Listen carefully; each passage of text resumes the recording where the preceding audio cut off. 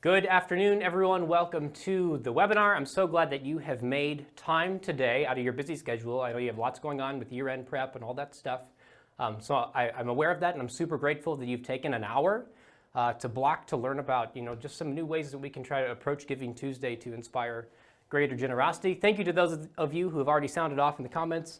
I promise you we get a shout out, but there's like 20 of you here, but we got Bert watching, Lori, Katie, David from Lincoln, Nebraska, Vicky from Freeman, South Dakota. We got so many people on here. If you're just tuning in, feel free to sound off and let us know where you're tuning in from. I just think that's a lot of fun. And you know that the whole time we're going through this webinar, this presentation today, you can use that chat window on the right side of your screen to ask questions, put ideas in there, just thoughts in there. If you have any tech questions or tech issues, feel free to put them in there too. The group can kind of help you figure that out. We also have Alan Torres kind of behind the scenes trying to help you with those things too. So feel free to use that in any way you'd like today. Before we get started and we jump into the real meat of the content here, I want to make sure that you know about the NIO Summit. It's the Nonprofit Innovation and Optimization Summit. This will be, I believe, our 5th year for the NIO Summit. In 2020, September 29th through October 1st, we're going to Austin, Texas for 2 more days of just learning about online fundraising and online marketing. We're talking a lot about testing and optimization, but we're covering topics related to copywriting, search engine optimization, social media, emails, donation pages, really the whole works of online fundraising and marketing. We bring in speakers from really around the world. Each year we go to a bunch of different conferences. Lots of them really are for-profit conferences, and we hand select these speakers that have just really cutting-edge ideas that we think we can bring into the nonprofit space to help all of us as fundraisers and as marketers start to push the envelope even a little bit more so we can see generosity increase. So that's really the goal and the hope of this conference. We had 600 plus fundraisers and marketers last year join us. We're expecting that to be even bigger this year as well.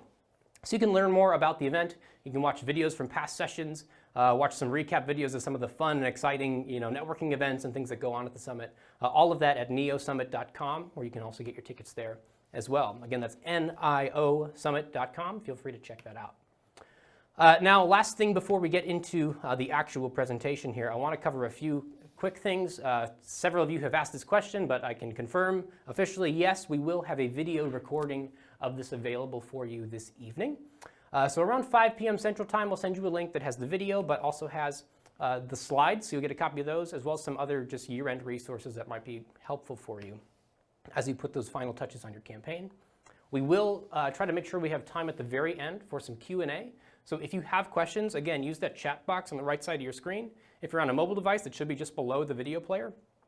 You don't have to sign in with an account. You can sign in as a guest there. Just put your name in, and then you can drop your questions in there all throughout the presentation. My name is Nathan Hill. I'm the marketing director here at NextAfter. This picture is the long hair, don't care version of Nathan Hill. Today you're getting the man bun version, so you're welcome for that. We're going to dive right into boost your Giving Tuesday revenue using content marketing. Before we talk about the actual strategy and the specifics of emails and donation pages and landing pages and content and all those things, I want to talk about this. Is Giving Tuesday actually really that important? Because there's some mixed feelings about this topic, and I'll share some of those with you in a second. But let's look at just purely revenue impact. So if we go back to 2012, back when Giving Tuesday was first getting started, these metrics are from nonprofitsource.com, but according to the nonprofit source, Giving Tuesday in 2012 brought in $10 million of revenue. It's pretty significant for the first year out of the gate.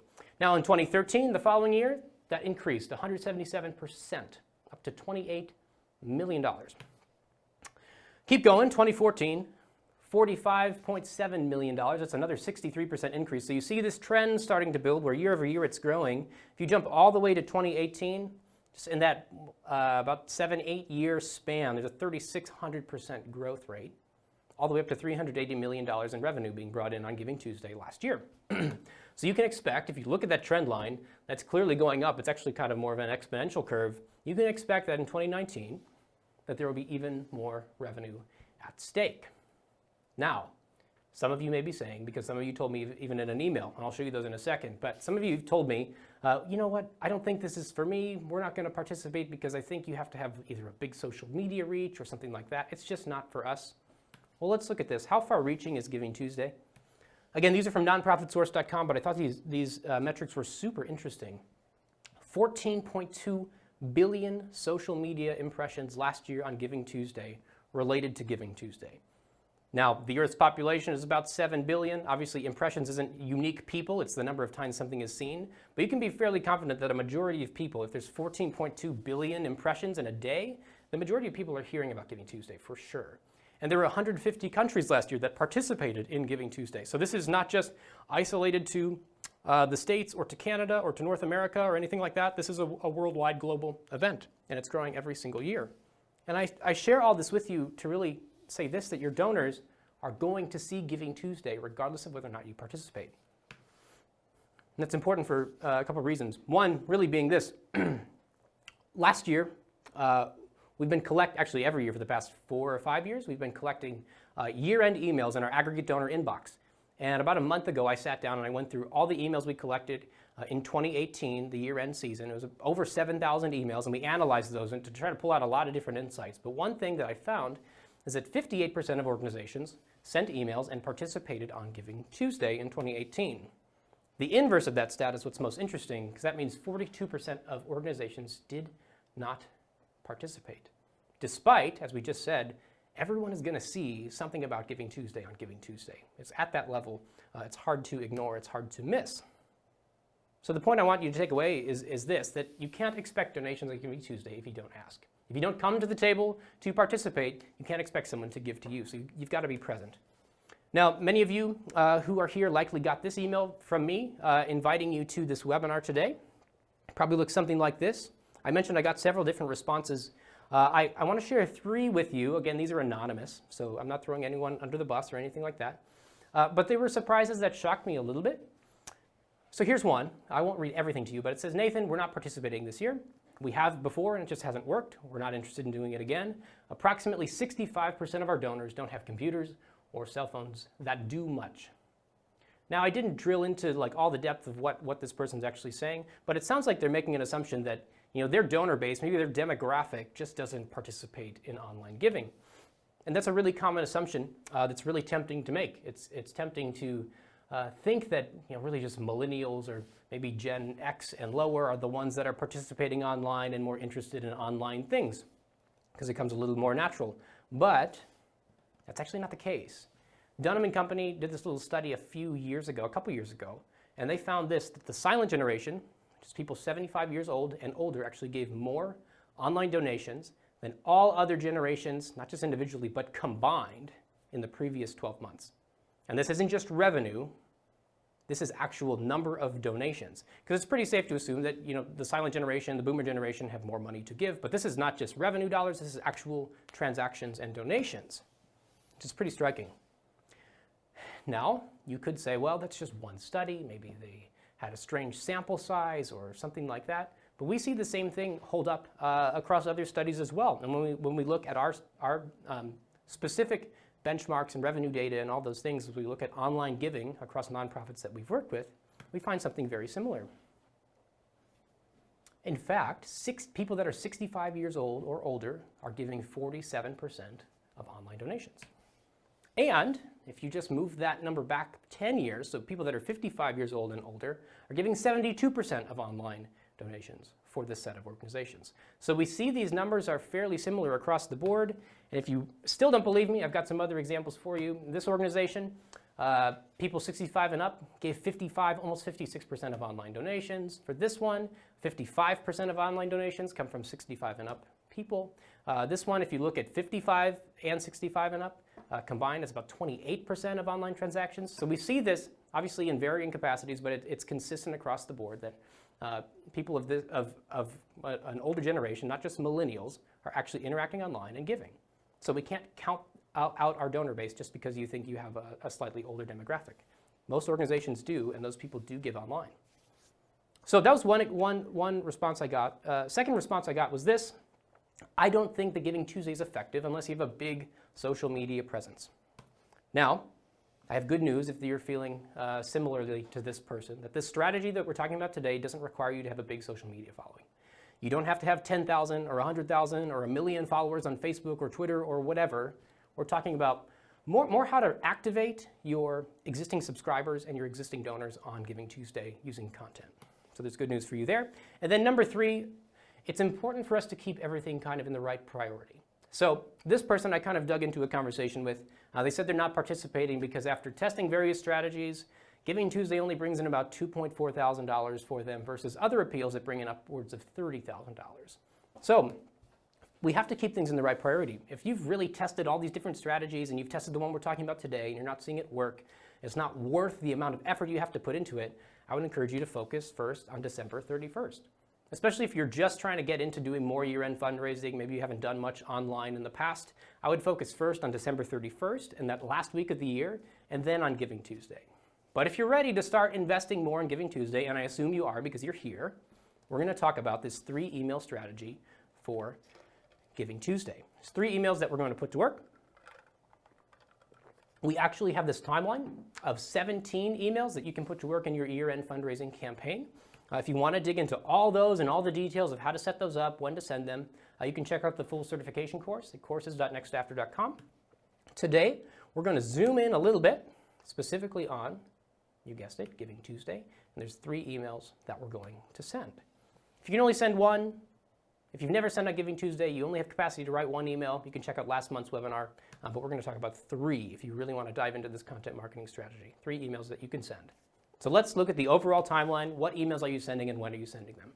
We'll talk about the broader timeline, and then we will jump into more of the specifics of what does the email say, how should you set it up, and the larger strategy behind it. Email number 1 is this December 1st email that's sent on the Sunday before GivingTuesday. So this year that's December 1st. GivingTuesday is on December 3rd. It's the first Tuesday after Thanksgiving, American Thanksgiving.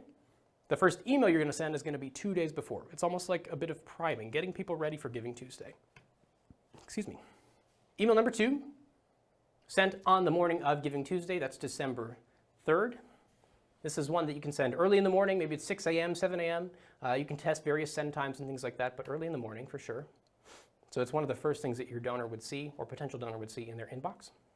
And then email number 3 is sent again on GivingTuesday, but in the evening. So this is kind of like your final opportunity to remind them of what's come before, that, hey, the deadline is impending, it's time to give.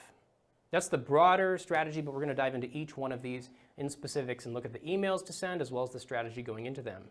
So if we look at email number 1, this is the December 1st email sent the Sunday before. Here's the goal. We want to educate our donors on just what GivingTuesday is. We don't want to jump in assuming that they, A, know it's GivingTuesday that's coming up on Tuesday in 2 days. We don't want to assume that they know the history of it or the impact that could be made by giving on GivingTuesday. You want to spell those things out for your donor to make sure that they understand the significance of this giving day. If you have a match or you have a specific goal, this is the time to actually announce that, because you're priming them for what's going to happen on GivingTuesday, and you're allowing them to see the potential that they have to make an impact on the cause they care about by giving through you. And then thirdly, you don't want to do this. You don't want to say, hey, GivingTuesday is coming up. I know you're interested in giving, but will you wait a couple of days to actually do that? That's a terrible call to action. You want to actually invite them to participate right away. So that's the primary goal. Here's the different elements that you want to include in this email. Number 1, you want to acknowledge their name. Now, if you've been on a previous webinar or maybe you've taken a course of ours or something like that, you know that this is something we talk about all the time, that we want our emails to be incredibly personal. We want to develop this personal relationship with people because fundraising doesn't happen with machines. It happens through personal relationships. So we want to acknowledge who they are by calling them by name. So, hi, Nathan. Hi, first name. And then you want to kind of justify why you're sending them an email. So you want to give them the reason for your email, which is just simply that GivingTuesday is coming and it's coming soon. So that's number 1. Number 2, you want to educate them on the day itself, what it's actually about, as well as why it's important for them to participate, because they can make X number of impact, a certain level of impact by giving through your organization on a cause they care about. So we're going to educate them about really the value proposition, why they should give to you rather than some other organization or not at all on GivingTuesday. Number 3, you want to ask them for a donation. Again, we want to do that now. We don't want to say, hey, I know we just explained all these great reasons you should get involved and give, but will you just hold off on giving for a couple of days? We never want to do that. So we're going to ask for a donation now. And then finally, you want to announce a match. So let's look, again, if you have a match. Not everybody has a match. If you have a match, now's the time to announce it and kind of set the stakes for GivingTuesday. Let's look at this example. This is an example from an organization called Food for the Poor. Now, I'm not going to say that everything is perfect here. And again, I don't have all the data behind these. We're kind of looking at our aggregate donor inbox. These are things that are sent to us and some examples that we pull out. But we do have a lot of testing around what are the key elements of an email, what order should they go in, how should they look. And so we'll call out a few things in here that I think are pretty interesting. I would say, first of all, you might want to consider getting rid of this stuff here at the top. Because if fundraising really is about relationships and people, and we're trying to humanize our emails, people don't send emails that are in this, very designed HTML-heavy template. You don't write an email to a family member or a friend like that or a coworker. You just sit down and you write it. You don't have a hero image at the top. So you might just jump in right here with element number 1, which is acknowledging who they are by calling them by their name. So, dear Leah, that's what this says. And then it jumps right into giving the justification for why this email is being sent. Tomorrow is Giving Tuesday, the global day of giving. Now that's really simple, it's really short. Maybe you could expand on that. You can test some different, copy approaches, things like that. But in short, you want to acknowledge why you're sending the email, which is that Giving Tuesday is coming up. And then they dive into what I would call the value proposition, where they're spelling out what's the potential for the impact that we together can make and that you as the donor can make on Giving Tuesday. They're doing so by making it really tangible. They're talking about their goal, which is to raise enough funds to provide 24 homes to poor families in 24 hours. That's pretty high stakes. It's a goal that's measurable. It's a goal that feels realistic, that I could actually get involved and make a difference. And they have a clear timeline in which to accomplish that goal. And then finally, they're not beating around the bush with their call to action. They are being very specific, saying, please send your most generous gift today to help those in desperate need. So they're making their call to action. They're not saying, will you give later in a couple days? They're saying, will you give now? So you see, that's just a really simple example.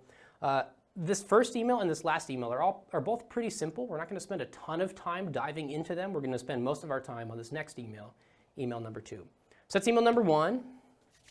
Let's get into the nitty-gritty.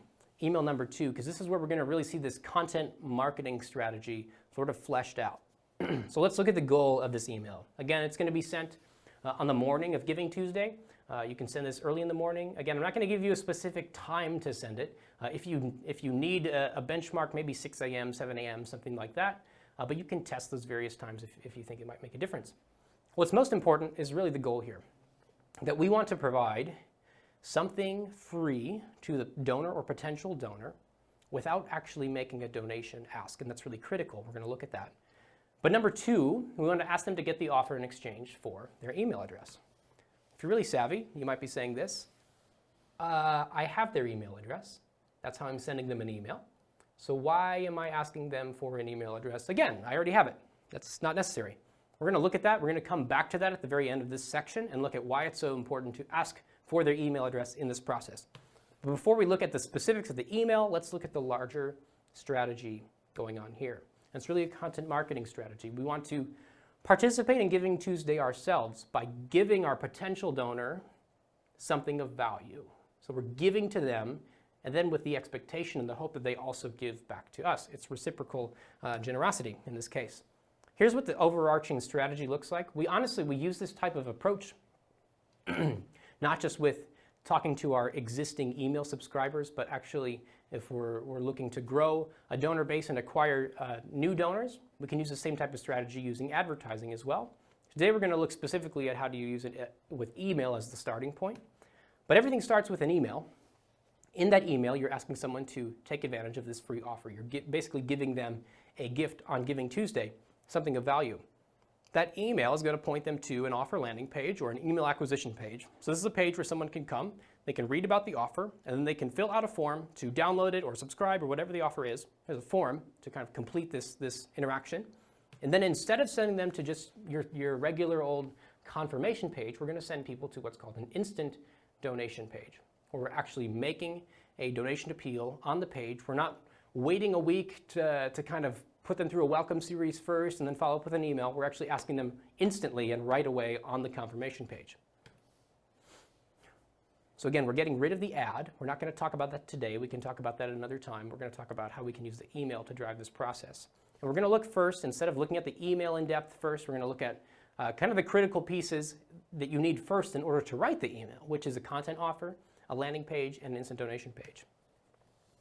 Here's an example of what this process looks like, a real life example, not just some graphics and images. But this is a real campaign that has been run in the past on GivingTuesday with the Texas State Historical Association. You see on the left there's an email. In the middle is the actual offer landing page where someone can come, read about the offer, fill out the form to download it.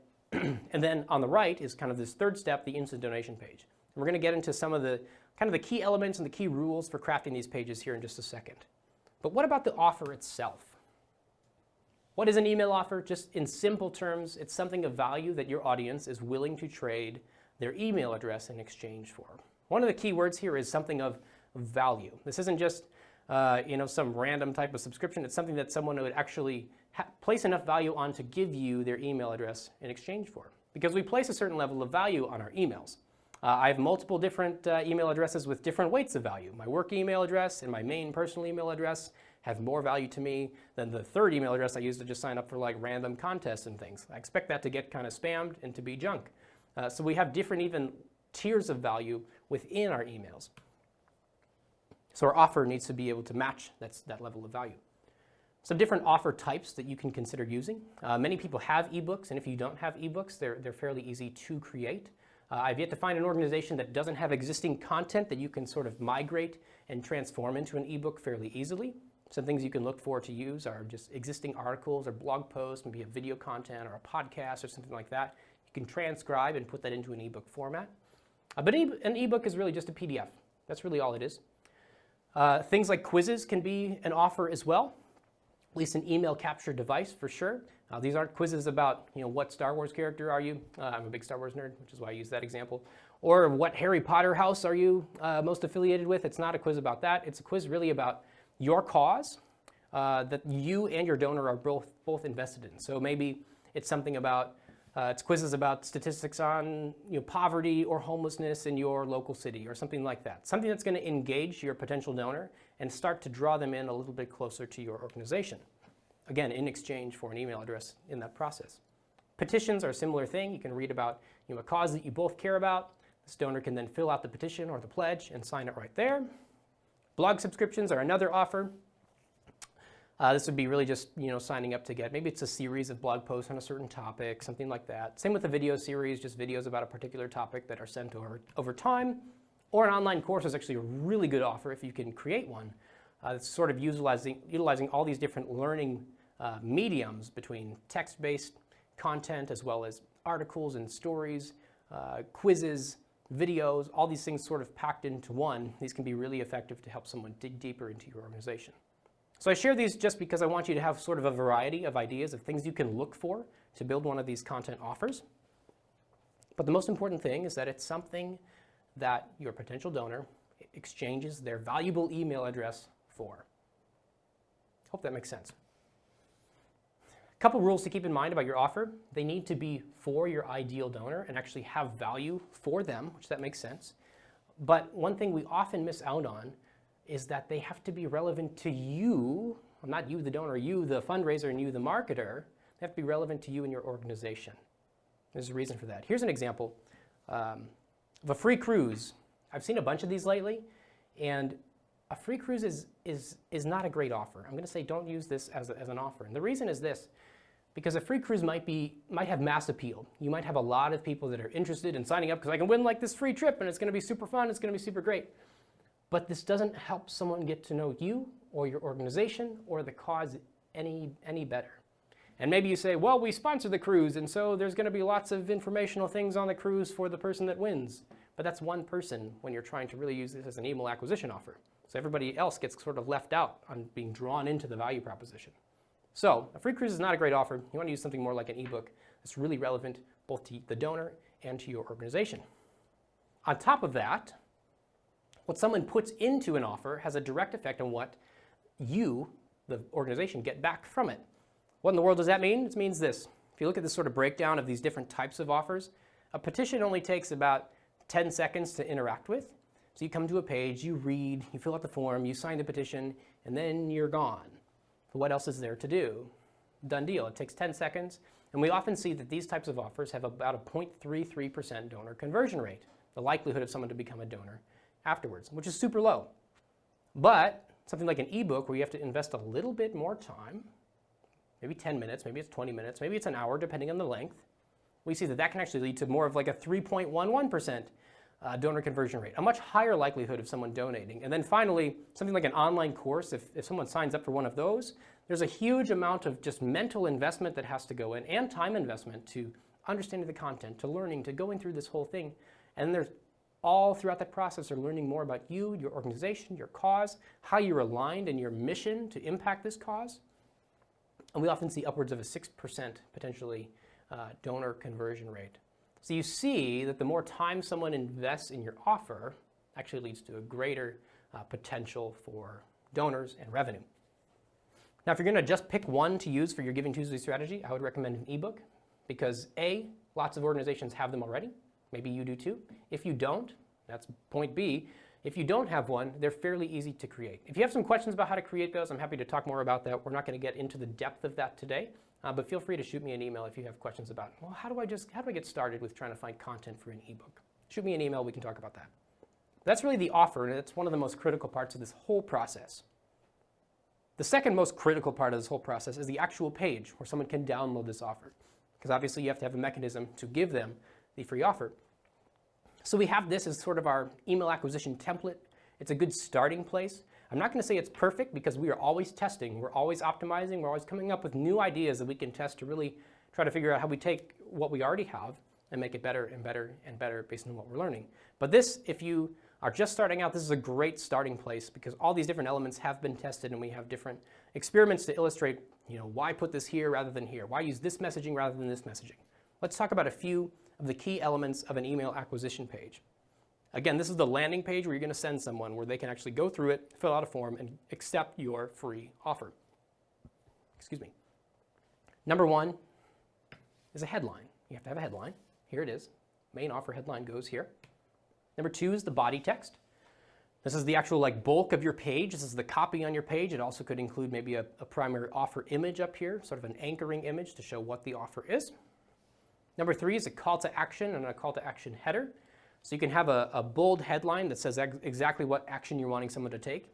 So activate your free course or get your free ebook.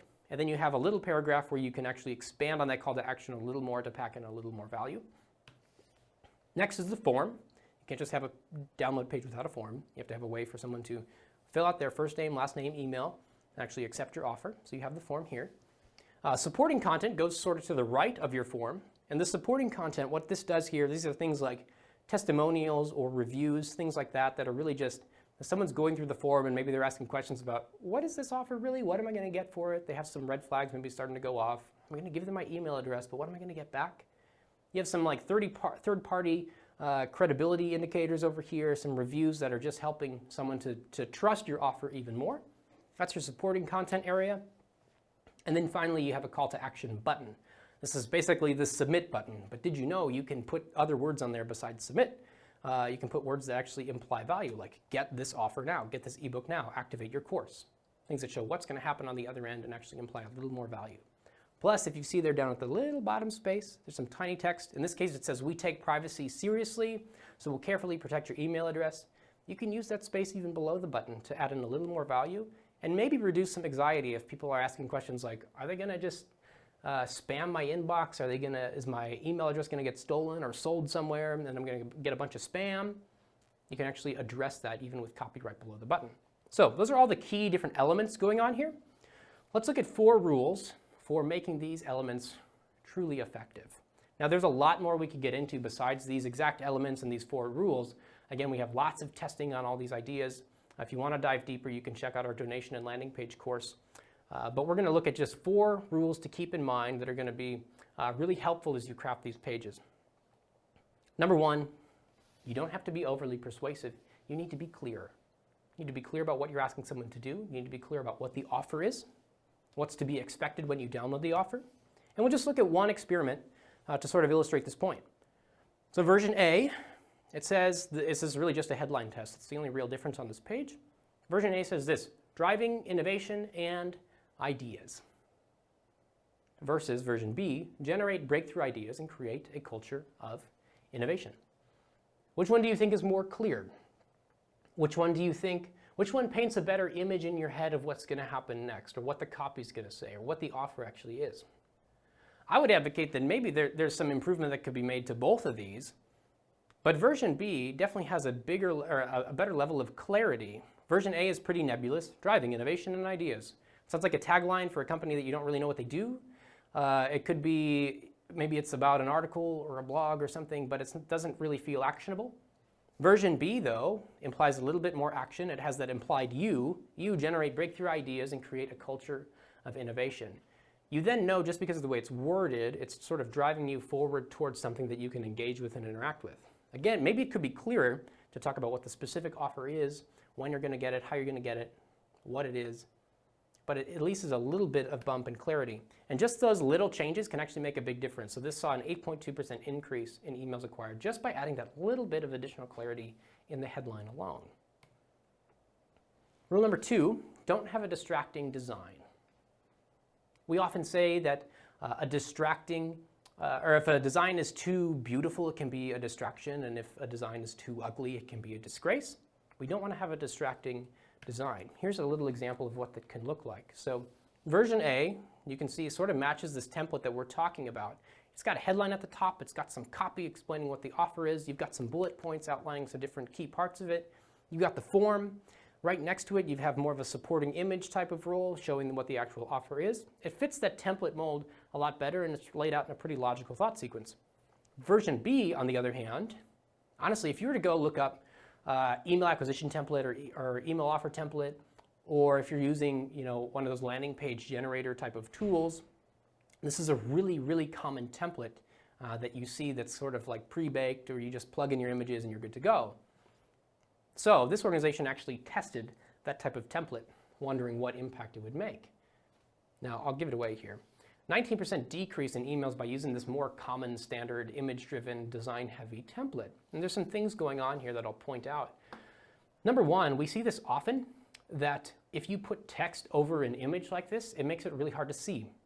Sometimes we just sort of get like, it might call it like banner blindness, where we think something is an ad just because of how it's designed or where it's laid out on the page, and we don't, our brains are trained to not look at it and to move on. So that may be happening here. But if you do see that, then maybe your eye jumps down here to this free offer seal, where you see this nice image here. And this image is nice. I mean, it looks nice. I think from a design perspective, it's fine. It's pretty good. You see the offer image here, and then your eye goes to the form here on the right side of the page. But nowhere in this upper hero image is the offer explained, or is it talked about really what it is or what impact it's going to make? So if you think of it from like a conversational perspective, it's like you met someone, or you made eye contact with someone, and then you ask them, hey, do you want this thing? Do you want to give? Do you want to take this type of action, make this transaction? And we don't have conversations like that. You have build up to making that call to action. And so you see that even once you get past the form and you get into the copy and you read through the copy, then if you're convinced by the end of it, then there's no form to actually take an action. So you see, even though this fits maybe the typical mold of quote unquote like best practice design, it doesn't actually lead to results. It gets things a little bit out of order. The design is a bit too much of a distraction, as opposed to being something that's enabling your potential donor to move through this process and understand your offer. So that's rule number 3, or rule number 2. Let's move on to rule number 3. Only ask for what is necessary. What does that mean? Here's a quick little example. Version A versus version B. Version A, they're really offering, in this case, you can sign up to get this print-based newsletter. And so they need first name, last name, email. They also need street address, city, state, and zip code. In version B, they simplified that. They took out the address information and they just said, what if we gave people just the digital version? Because all we're really after here is acquiring new names and new emails. And by removing those fields, they saw a 136% increase in email signups by just limiting the fields down to what was absolutely critical and necessary. So that's super simple. There may be some opportunities on your page even already to make those improvements. Number 4, make your offer more potent. What in the world does that mean?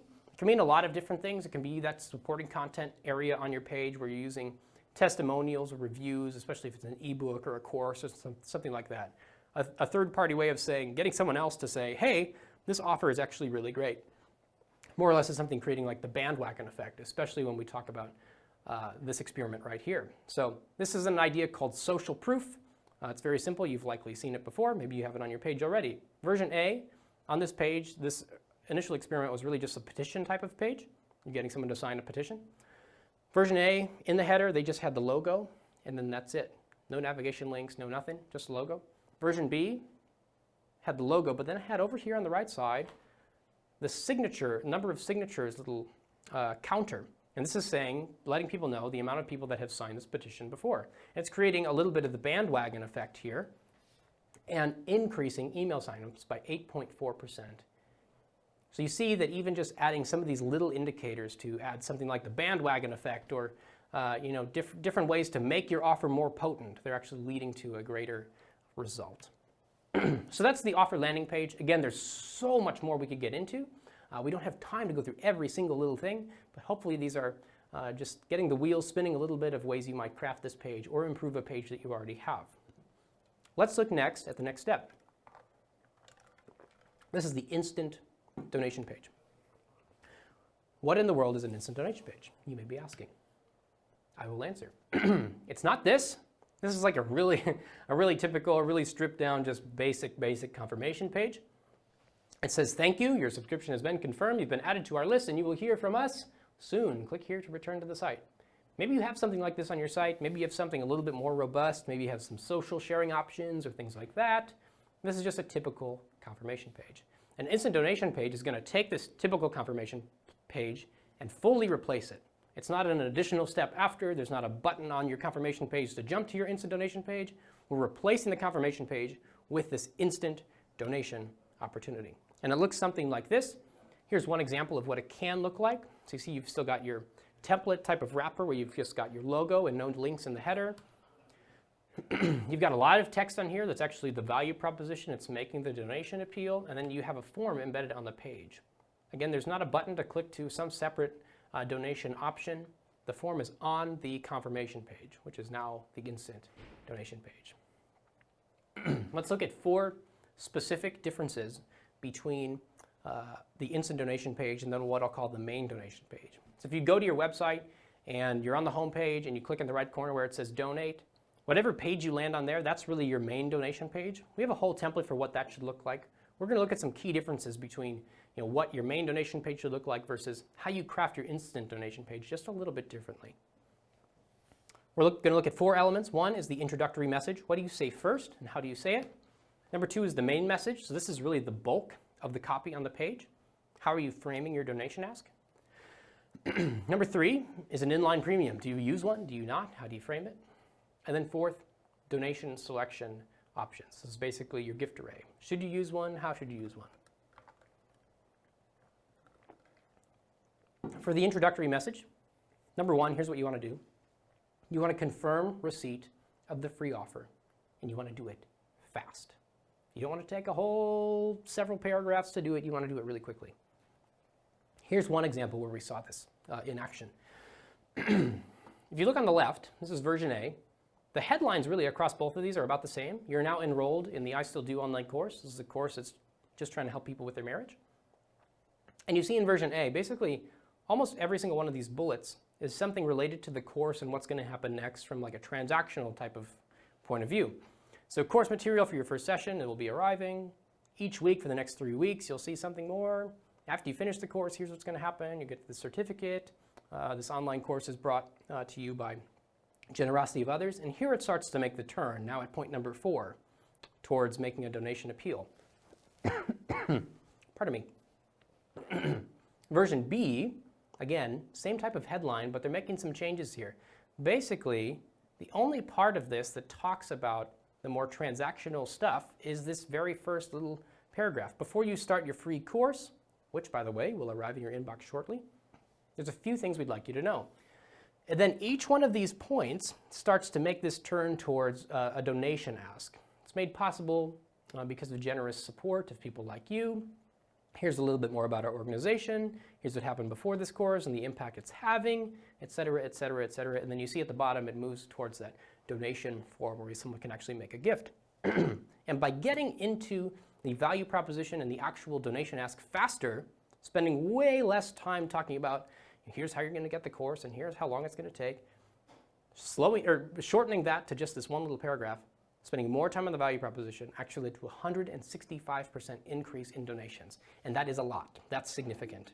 That can make a huge, huge impact. Let's look at the main message. So number 2 here, you want to make your donation ask in context of the offer that someone has just received. So this isn't just making a broad general donation ask like you might on your main donation page. You're not going into, here's everything our organization does. Number 1, number 2, number 3, number 10, number 11. You're making your ask in context of the offer someone has just received. What does that look like? Here's an example. Version A, these are both instant donation pages. Version A, here it talks about the course that someone has just signed up for, a little bit of what comes next. And then at the bottom section, they spend a lot of time making the donation ask. And basically the context here is about you can give, and when you give, you're going to get this companion book. That's really the bulk of the donation ask. Version B, you still spend some time talking about you enrolled in the course, et cetera. And then they get into more of the value proposition of the organization. And the donation ask is framed more around, here's what this course is about. Here's the impact it's had. It's made possible by your generosity and people like you being generous and giving back. And if you give, this is how much impact you can have helping more people engage with this course that's been so helpful for you, or that you already see is being helpful. And then this little incentive at the bottom, we're not framing, we're not framing this premium as actually an incentive rather than the reason to give. It's an incentive on top of these other reasons to give. So you see the difference there, and that led to a 164% increase in donations. So again, when you're making your donation ask on this instant donation page, it needs to be made in the context of the offer that they've just engaged with. Whether it's an ebook and helping to share that with more people because here's how helpful it is and here's how much of an impact it's having, or it's a course doing similar things, or not making the donation ask just in a vague and general sense. Hey, give to our organization because we're so great and we do all these big things. It's got to be in context. Number 3, avoid incentives with a required gift amount unless you test it. And I'm really going to say that about almost every single one of these different quote-unquote rules is that you should put these to the test. You have to know what kind of impact these are having on your pages. Otherwise, you're sort of just shooting in the dark. You're just taking these as new best practices, and we don't want that. We want you to look at the data and start to understand what impact is this having on your organization, on your fundraising, and on your marketing. So again, avoid incentives with a required gift amount unless you put it to the test. Let's look at what in the world that means. Again, instant donation page, version A on the left. You see all this copy talking about why someone should give, et cetera, et cetera. Version B, same type of copy, making the same types of arguments, but then here at the bottom, you can look at this text. It says, special offer for a gift of $75 or more. I'm very bad with the highlighter right now, apparently. Special offer for a gift of $75 or more, you'll receive a copy of this book. And the key there is for a gift of $75 or more. There's this threshold that you have to meet in order to get the incentive. And now we see that these threshold-driven incentives often can drive up average gift size. And honestly, we saw that here too. 53% increase in average gift. That's a win. Woohoo, we did it. But it actually led to a 34% decrease in overall donations. And generally with this strategy, the hope is that we're using it to acquire more donors or bring more people into the fold. And so in the vast majority of cases, you really want to look at, is this actually leading to more people giving? More so than is it bumping up my average gift? Now, if your primary goal really is, can we get more revenue out of this page? You have to keep these different factors in mind. How many people are coming to the page? That's your web traffic. How many people are making a donation, and then how much are they giving on average? You multiply those 3 metrics together and you actually get your online revenue. So is your goal to get more donors? If so, you may not want to take this strategy. If your goal is to get more revenue, well then you have to see how these numbers kind of work together to influence revenue. So it can be a little bit complex, but we try to simplify it down into these 3 key metrics: traffic, conversion rate, average gift. See how those are playing into your fundraising efforts. So that's why I say you need to put this one to the test before you just plug that into your page. Please test it. Number 4, this is different than a primary donation page. We have seen sometimes on a primary donation page or your main donation page, if you put a big, just empty field, you might see a bump in average gift size. It might be effective. But in this case, here's a little experiment. We actually saw in version A, in this case on an instant donation page, this organization put this open field where someone can just enter exactly how much they want to give. There's no gift suggestions, it's just open. And again, sometimes we see that that leads to an increase in average gift. Version B, they wondered, well, what if we actually just put a normal gift array on here? There's a $50 option, a $100 option, $150, and then there is an other field where you can write in a gift amount, but they're giving some prompting as to, what level of giving is considered valuable. And by doing so, they saw a 34% increase in donations. And again, that's our goal. We want to get more donations and more donors. And they saw a slight decrease in average gift because, again, if you have a slightly higher average gift size, it might be helpful on a main donation page to have this big open field. But in this case, these are largely new people coming in or donors you're trying to reactivate and things like that. You might want to use one of these gift arrays in this case. So keep that in mind too. Now, I said we'd come back to this, and I'm making good on my promise. Why would you ask someone to give you their email address when you're already emailing them? It seems counterintuitive. It seems maybe like it would be a frustration, but let's look at an experiment. So we showed this example. I showed you this just a few minutes ago of just what this process sort of looks like in reality. And they wondered the same question. They wondered, okay, so if we already have their email address, can we just give them the free offer without them having to fill out a form and then just go right to the instant donation ask? Makes sense. You get there faster. There's less friction in the process, maybe. So they put it to the test. And this was the treatment. You see at the top it says, thank you, your free copy of the Handbook of Texas was just sent to you. So basically, they sent the email. You click through the email, and we say, thanks, it's on its way to you. You didn't have to do anything. You're here now. We're going to send you the book. Would you give a gift? And it moves right into the instant donation page. Putting this to the test, side by side, version A, which is the known process. Version B is this new process of let's just give it to them and then ask. Side by side, 41% decrease in donations by taking out this intermediate step of having someone fill out the form. And almost 32% decrease in average gifts. So we're seeing donors decline, and we're seeing total revenue in decline. That's not good. Now, what's going on here? There might be a couple things going on here. One could be that there's sort of a bait and switch type of feeling. The email told me I'm going to get this book, and then I get here, and sure, I'm getting it, but really you're just asking for money. Maybe that feeling is sort of being evoked. There's also maybe an element where someone's coming to a landing page. Again, we talked about the value of an email address. If you have to give away something to get something, you feel like it's even more valuable. And if you feel like something's more valuable, the gift you received is just more valuable, then maybe you're more inclined to be generous in response. So there could be a couple of different elements and factors going on here. But all in all, make sure that you keep that intermediate step in there where you are asking someone to fill out a form in exchange for that free offer. If you don't believe me, please don't just jump right to the instant donation page. Please test it. If you see a different result, I would love to see it because we can all learn from that and it'd be really helpful. But make sure you test it if you want to try a different strategy. Now, let's move back 2 steps. How do you write the exact email? 4 things to keep in mind. You can probably guess most of them because they're very similar to email 1 even. You want to acknowledge their name, their time, their contribution, their interaction with you, their engagement level with your organization. Acknowledge their name, their time. Number 2, you want to call them to download something that's free. Again, that's your content offer, whether it's an ebook or activating a course or something like that. An ebook in this case I think would be a really good offer. And emphasize that you've made it especially for them and it's something that you are giving them as your participation in Giving Tuesday. So it's not a one-sided transaction, but you are taking an effort on this day of giving to give back to your donors or potential donors, and then hoping that the generosity comes back to you via the instant donation page. Number 3, again, do not ask for money in the email. Don't ask for money in the email. This is all about giving your donors something. That's what the email and the landing page is about. It's giving them something, not asking for something. We're not wanting them to pay for an ebook. We're wanting to give them a gift. And then finally, on this last instant donation page, you're following up for a donation. Make sense? It's pretty straightforward. The email is at least. This last email we're going to move through pretty quickly. Really, the bulk of this is really on email 2 and making sure all these pieces are working together between the email, the offer, the landing page, the instant donation page. If you have all those things working together, it can be really effective. But if you're missing a few pieces of that process, then this might not work for you. So you really got to focus the bulk of your efforts here on email 2 and getting all those pieces right. Number 3, This is the Giving Tuesday evening email. So this you can send maybe 5 o'clock, 6 o'clock. Again, I'm not going to give you specific send time. You can kind of test your way into that. But generally speaking, this is coming in the evening.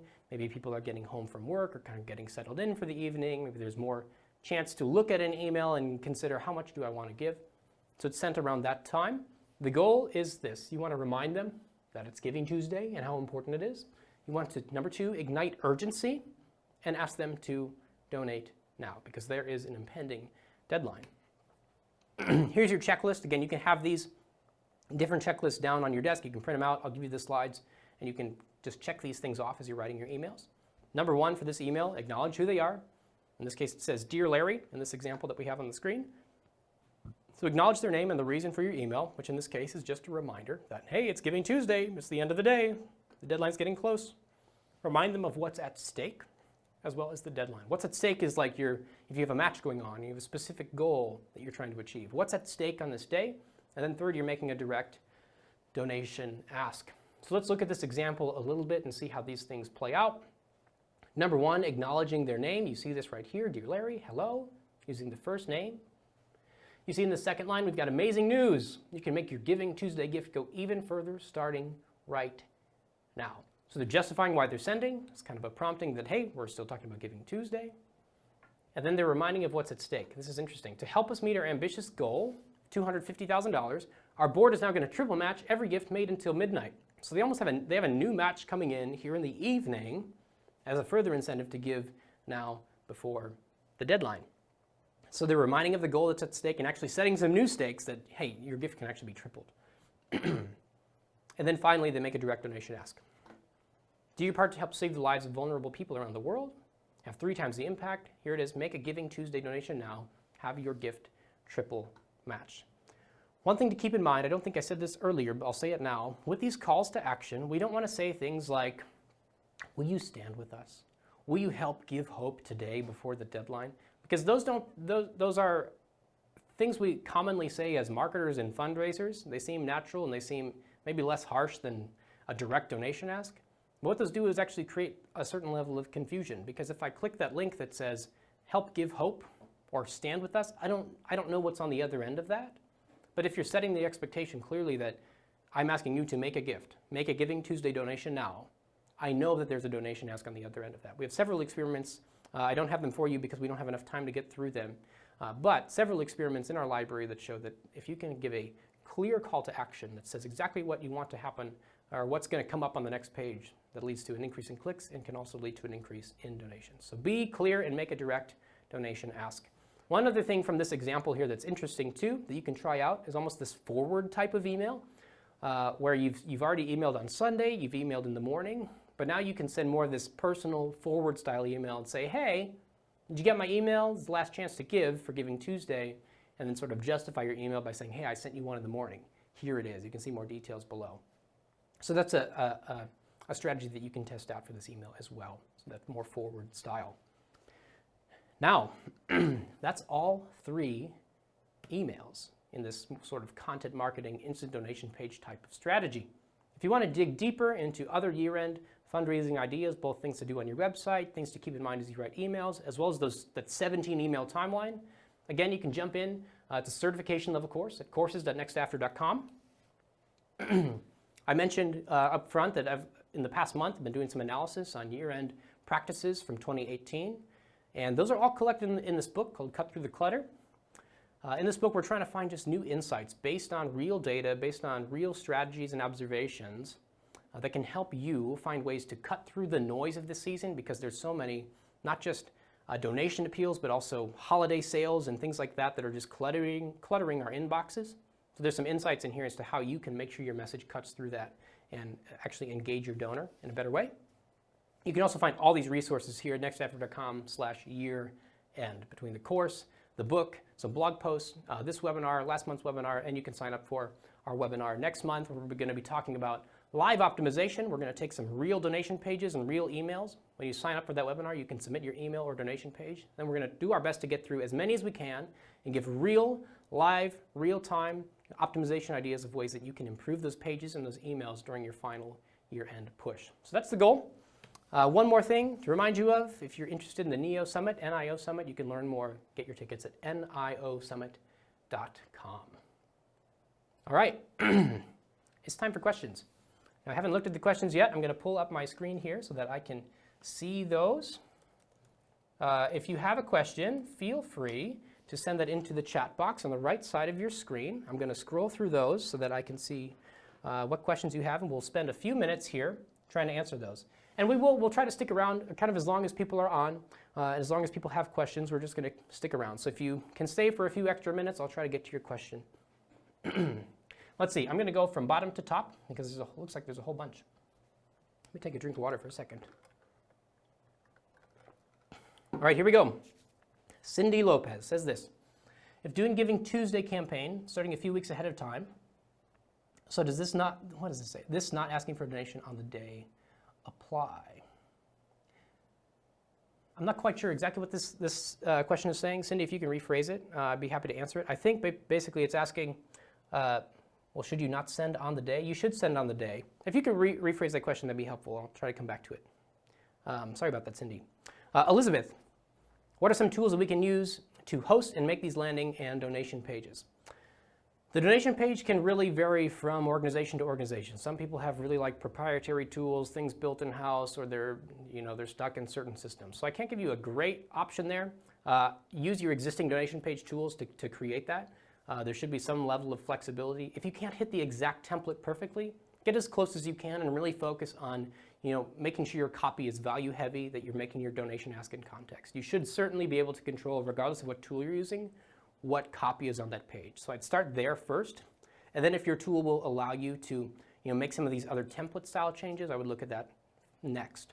As far as landing pages go, for the email acquisition offer, I would highly recommend using Unbounce. Unbounce.com, you can sign up for an account. It's super easy to connect it, especially if you're using like WordPress. You can install a little WordPress plugin, it syncs it all up, and then you can create these landing pages just in a drag and drop editor. It's super easy. We use it basically any landing page you might see on our website uses Unbounce, including this live stream page. So I can't speak highly of that tool enough. Feel free to check that out. It's a great little quick hack to get these acquisition pages created. Question from Jessica. How do you do instant donation if you go the quiz route? I don't think we have enough time this year to craft a quality ebook. The quiz route is a good option for especially like a social media type of campaign, especially for email acquisition specifically. So if you really don't have any type of content that you can craft into more of like an ebook, a quiz could be a route you can go. But the instant donation would really be on the opposite end of the quiz. So if you take, maybe it's a 5-question quiz, you fill out a form at an end to get your results, something like that, where you're capturing an email address. The confirmation page can be an instant donation page. Your ask might be a little bit different because it's not so much that you've provided like an ebook that's going to make a big impact. You're really just helping to educate someone. So your donation ask can be around the context of the questions you've been asking in your quiz. Again, I think the example I used was if you're talking about poverty in your city or something like that.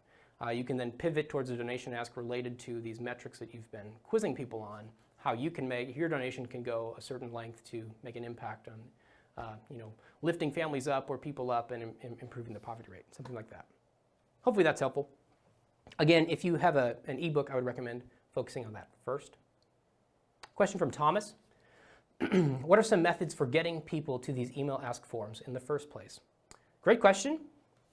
Again, in this specific case, we're kind of talking about how you can email your existing file to drive them to this page. But we use this all the time in advertising efforts, primarily Facebook, but this model can really be applied between Facebook, or if you use LinkedIn or Twitter or things like that. Really any ad channel you have, you can apply this strategy to. But we do see that Facebook is oftentimes one of the best sources of new emails that can lead to a new donor, especially instantly. And the way that Facebook tracking works, you can use something like purchase conversion pixel, where Facebook will be really smart about who they target from your existing targeting list to find people that are more inclined to make a transaction online that could lead to more donations. So Facebook is really smart in how their kind of algorithms work and things like that, so I'd highly encourage you to use that. If you want to dive deeper on that, we do have a whole certification course on, apparently we have a certification course for everything. Courses.nextafter.com, there's a course called Turning Facebook Likes into Donors. It gets into it. Really, the goal of that course is to take you from 0 to 100, from developing an offer to crafting an ad campaign, the landing page, instant donation page, and then putting this into action, optimizing it all along the way so you can start acquiring new donors that way. So, Thomas, I'd encourage you to check that out if you really want to go deep. Let's see, Janet is asking, tell me again, why do I want a donor's email address when I already have it? Again, it's hard to say the exact psychological reason or things like that, but we see in testing that if you kind of bypass that process of asking for that email address, we actually see a decrease in donations and a decrease in average gift. So simply just from the data, you can make that argument to say you really need to ask for this email address. Some reasons why you want that email address, it could just be simply that I hold my email address up as being something of value. If I don't have to exchange that to get this offer back in return, then maybe I have a lower perception of how valuable this offer is. But if I have to give something away to get it, then I feel like this offer is of more value, and I might be further inspired to give or give you more because you've given me something that I hold to be valuable. It's kind of a little psychological play going on there, but it is something to test. If you really think like, yeah, we don't need to do that, please put it to the test. And if you see different results, let me know. I would love to know. Another question from Cindy. I just sent my question about sending plain emails versus ones with a video or photo and image. Cool. This is an interesting question we get a lot, and we dive into this in a course on email fundraising. But if you're asking for one specific call to action, so if you're asking for a donation or you're asking someone to access this free offer via email, typically we want to have a singular call to action. We don't want to have multiple calls to action. And we also see that sending from a real person and being more human lends itself to greater results. Largely because, there could be a couple different things going on, but largely because donors want to have real relationships. Fundraising happens via a relationship, not just through some transaction portal or some cold tool. It happens through relationships. So if we can use email to further relationships, we can see better results. One of the best ways to do that is to send emails that look like and are actually from real humans. So that involves sending from a real person, not sending from my organization in the center line, but sending from Nathan Hill in the center line. The preview text should back that up. The subject line should back that up. And when you open the email, it shouldn't be this big, giant design template with videos and all these different things. It should look like an email that you just wrote in Gmail or Outlook or whatever your platform is. Now, you can test your way into using images and things like that if you think they'll be effective. I think there's an argument to be made. We've seen it a couple of times that if you can insert an image that's highly relevant but also add some level of value and just further increases the value proposition or the weight of that, that could be effective. But I would hesitate to put that in a big frame and make it look like a big HTML email. I would insert it in a way that looks like you're just dragging an email into a normal email that you would write. So you want to make these incredibly human and incredibly friendly and incredibly relational. Ultimately, we often talk about how one of the most important metrics that we can measure that most people don't is the actual reply rate to an email. If you're not getting people replying to you, then what's the point of an email? But if you're getting people to actually hit reply, write you a note back to say thanks or give some other type of feedback, we often see that the more replies you get is also indicative of the amount of conversions that you're going to get. So if you can create this one-to-one relationship, that's really our goal in email marketing, is to create a one-to-one relationship at scale with our whole file. We want to focus on relationships first. Again, one way to do that is to remove some of these design elements and make it more human. Hopefully that helps. Hopefully that helps. Let's see, a question from Melissa. If you don't have a donor's name, is it okay to address them as friend, or should you skip the salutation? That's a great question, and one we've actually been talking about. It seems like it's come up a lot in the past just month for some reason. And I don't know that we have a specific test about it. My gut and my guess, again, we always want to check our guesses and our gut feelings with data and with testing. My gut feeling is that if you're just calling somebody friend, it's a dead giveaway that you don't know them. So if you don't have a first name, maybe you skip that and you just say hi or hello and still have a personal sounding salutation, even though you don't actually have their first name.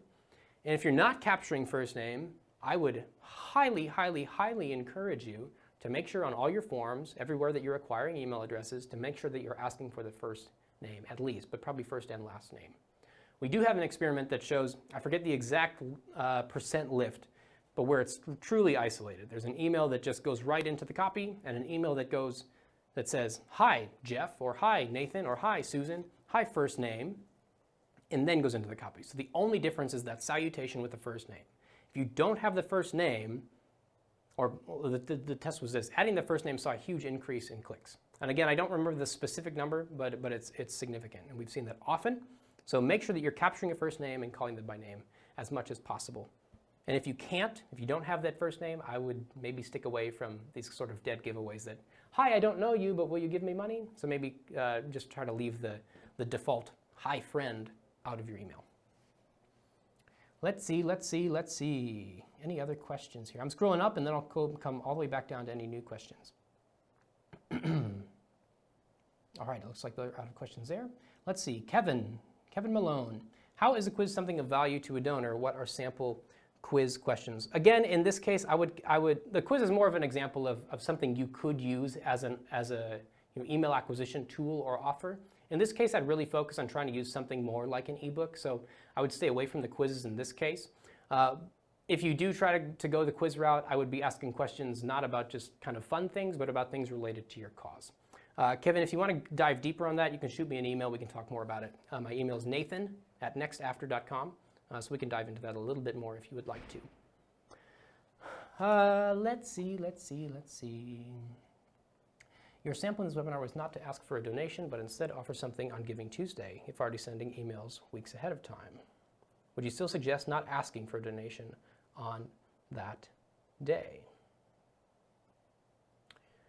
In this case, and I'm still trying to decipher your question. I think maybe you're referring to some of the other emails in the timeline. Maybe I'm incorrect, but I'm trying to decipher this here a little bit. I would definitely ask on GivingTuesday. I would definitely ask on the Sunday before. Basically, in all these different GivingTuesday emails, you are certainly asking.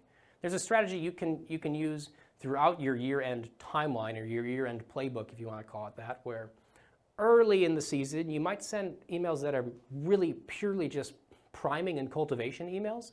So you can send emails that are just, hey, I wanted to pass along just a story of impact, where all you're doing is using content that's engaging and cultivating to sort of justify an ask that's going to come later on. So you can do that early on in the year-end season, sharing stories of impact and testimonials and things like that.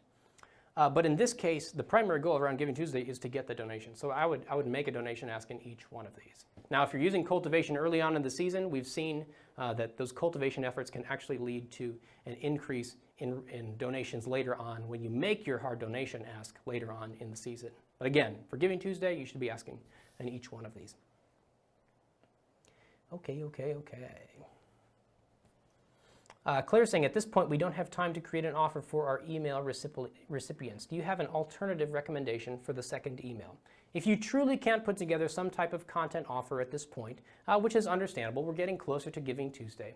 I think, and Cindy, I believe it's Cindy, or Claire, you can send me an email because I might be able to find some ways to help you figure out how to put one of those together.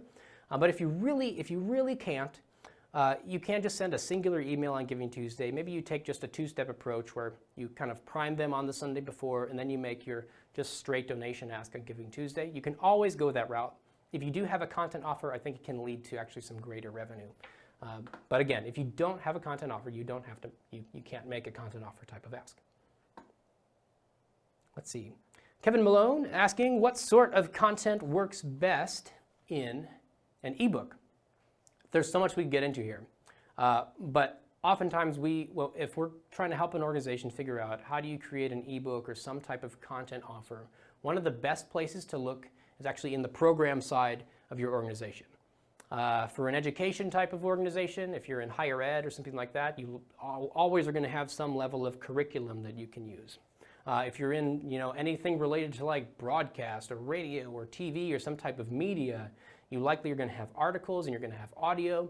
Especially if you have a podcast or something like that, you can then transcribe those, and that can be incredible ebook content. You just have to sort of package it in a way that makes sense. If you have existing blogs and articles, you can take those. Maybe you take your top 5 or your top 10 blogs and package those into an ebook that could be easy for someone to download.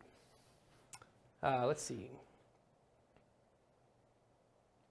Okay. Hopefully that's helpful, Kevin. Again, if you want to dive deeper into that, you can shoot me an email. We can talk more specifically about your organization. It's hard when I don't know exactly your context, but likely there is content probably on your website or somewhere in your organization that you can use. Okay. Any other questions? I don't see any more in here. If I'm missing one, feel free to shoot me a message here and I'll try to answer it. But I think we are about ready to wrap up. All right, final question from Catherine. Will the recording include this Q&A? You bet. Yes. Again, I'll send out a recording about 5 p.m. today, 5 p.m. Central, so in about 3 hours. We're going to process that video. I'll put the slide deck together for you, and then I'm going to send that out this evening so you can watch it back, you can share it if you want to, and kind of review some different parts of this webinar. So thank you so much. I truly, truly appreciate you taking an hour 10 minutes out of your super busy schedule for you as you're planning year-end campaigns and all of that. So thank you for taking the time. Thank you for joining us. We'll see you December, I believe it's December 5th. You can go to nextafter.com/year-end, sign up for that final year-end webinar. We'll do some live optimization related to emails and donation pages. So feel free to join us for that. We'll be super excited to see you. Thanks so much. Take care. Have a great day.